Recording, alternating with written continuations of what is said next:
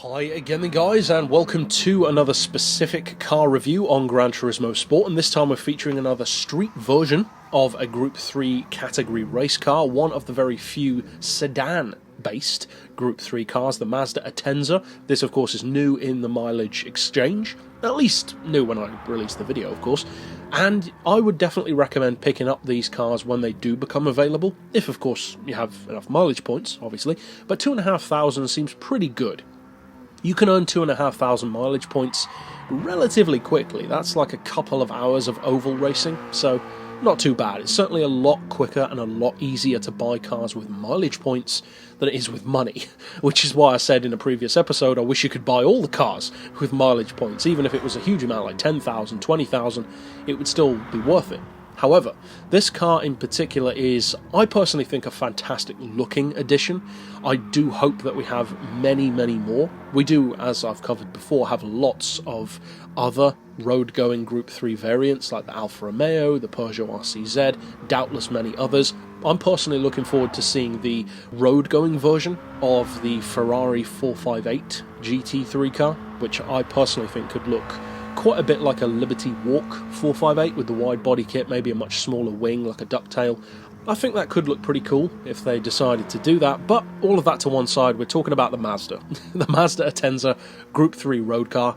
Great looking car. I personally think, especially from the back, looks fantastic. It's not a four-door though, as you can see. It's more like a NASCAR in that kind of was a four-seater but no longer style of body, which is cool, I guess. It would have been cooler, I think, if it was a four-door, like the Evo and the Impreza road versions, but still, that's what they chose to do. Of course, it is an N500 car to begin with, which is what most of them tend to be, just over 500 horsepower or just under. This one's got 483 to begin with, and a pretty decent 339 foot-pounds of torque. It weighs 1,450 kilos, which isn't too bad. That's a little heavier than some, a little lighter than others.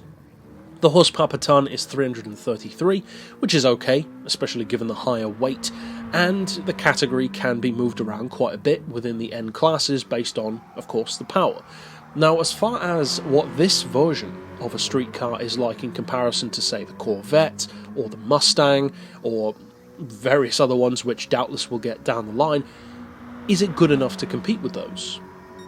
Well, the simple answer is yes, of course. But I would say this is one of those vehicles that you need to be a bit more selective about when you use. It's definitely a good car.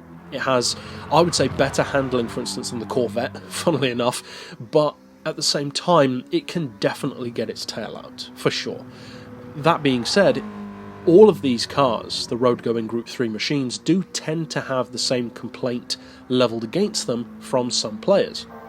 And it's an understandable complaint, and that is that they just feel a little bit too good to be racing in the N classes. It doesn't seem fair to have basically, well, it is a road-going race car by definition, a homologation vehicle, going up against just regular performance road cars, albeit good ones, like Porsches or Chargers or Mustangs or Ferraris, and I kind of agree with that.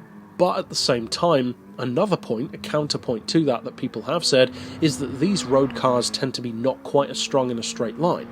They're good around corners, but not as strong for top-end speed or mid-range acceleration, and that definitely feels like the case. If you put this car, for instance, in a straight line event against, say, a Mustang or a Camaro or a Porsche GT3, or even something like an Alfa Romeo 4C or a TT Quattro, I think it would struggle. Given its power and its torque, and that it's a race car underneath, it would struggle more against those to beat them in a straight line, or even to beat them at all in a straight line, than you might assume. Just because it has racing heritage doesn't automatically make it great at everything, and that's definitely not the case.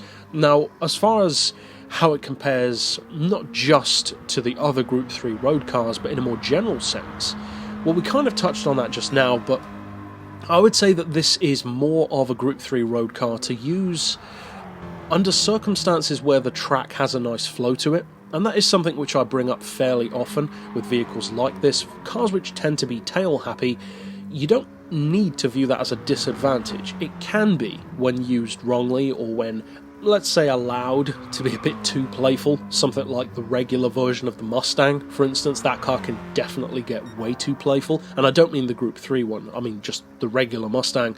I touched on that in the rivals match between the Mustang and the Camaro, that it's a very, very playful car, but sometimes too much. This feels like the kind of vehicle which can have that tendency. It likes to flip its tail out, it likes to get sideways. At the same time though, this feels like it makes a very good drift car. A better drift car, I would say, than either the Mustang or the Corvette Group 3 cars. I don't know about compared to the road-going Group B cars, because I haven't driven either of those yet, the Evo or the Impreza, but we'll see as far as how it compares to those. Overall, I would say that this is definitely one to pick up.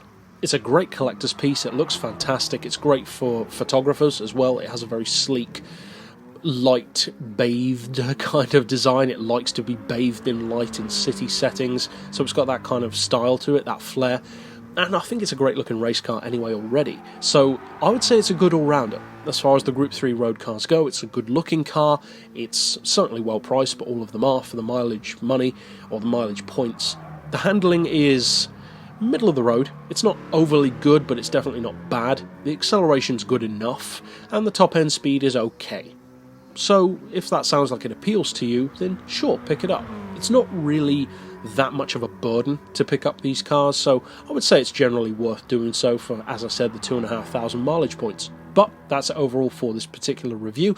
Of course, I'll see you guys next time, and as always, thanks for watching.